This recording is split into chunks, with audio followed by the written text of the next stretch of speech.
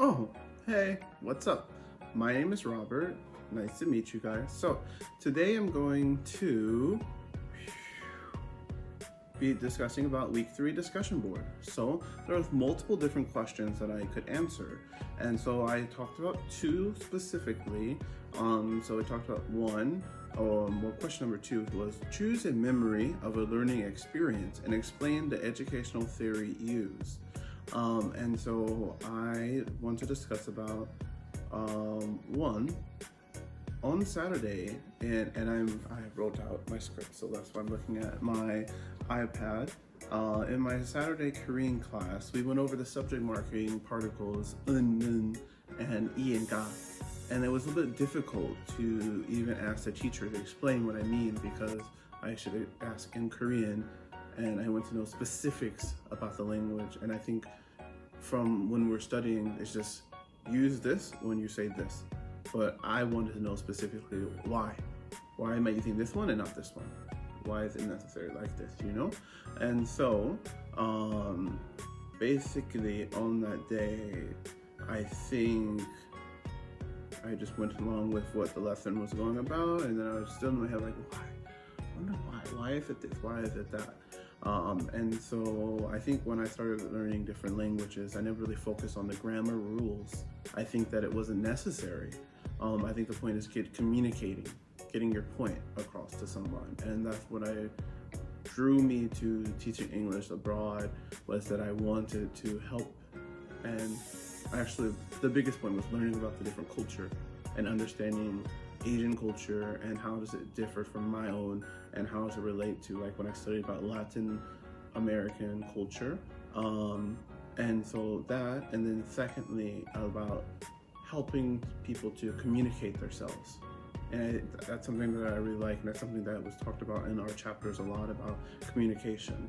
And so basically, I think in this situation, I used the experiential learning theory because I had to experience when I didn't understand something, and then on Saturday I didn't look it up, but then on Sunday night after church, I was at home and I was still thinking about this, like why do I use un and inga? Why do I use it this time? Why do I use it at that time? And for what I saw, what I decided to do, like most people do, is go to YouTube. I went to YouTube and I saw a couple of videos about this, and I thought, wow, that is very useful, and they came with like different examples. But the basic thing that they talked about is that nun is kind of more like certain things. They use like the word general like points, but I think it's like, my name is Robert. 나는 로버트입니다.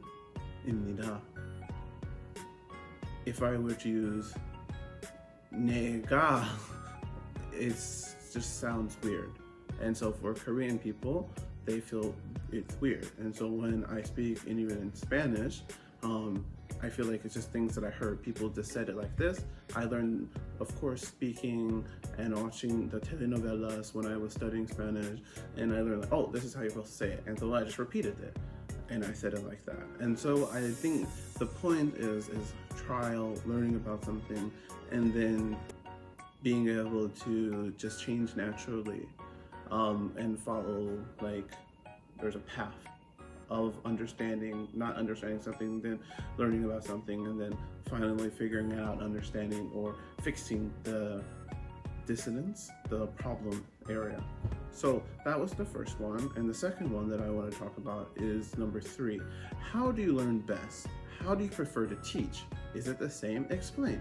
And so I went through about like 3 or 4 points, and basically I just said, I think I like to learn best when I'm using a combined approach of seeing, hearing, and doing. And I think that most people learn this way, not just hearing something and then being able to do it. No, they have to hear it, they can see it being done, then they do it themselves, and then they can become like a master at doing this. And so it takes time. And so I think this could be in the way I practice. When I learned Spanish as a freshman in college, I remember wanting to quit. I thought it was too hard. I think that I didn't get the time to practice, and I was just studying it and hearing it. and not being able to practice. But then actually when I met my Ecuadorian friends, I really enjoyed that, and I learned from them, and it caught me more interested into the culture and wanting to learn the language, and I started watching telenovelas and all of that. And then when I also wanted to talk about when I learn a new language, I have realized that my native language of English is becoming lower or getting lower, and so like I have a level of English ability, but I don't use some words. I'm not hearing the daily nuances of the languages. I'm not living in the language and working in that language. Of course, I guess I'm working in because I'm working in an English speaking school to teach English, but still, I mean, I'm not hearing that every day. I'm hearing Korean and English mixed. And so I always thought of my brain as like a hard drive disk. And so I thought my brain can only hold so much information. And I thought that so it would push some words of English to the very back of the disk. And in the reading, I read about something that talks about like memory, and I thought it was similar to RAM. And in RAM, it can only hold so much in the beginning part of it, and the RAM, like the sticks of RAM are like this big. It's like 4 gigas, 8 gigas, like that, and they can only hold so much memory at one time.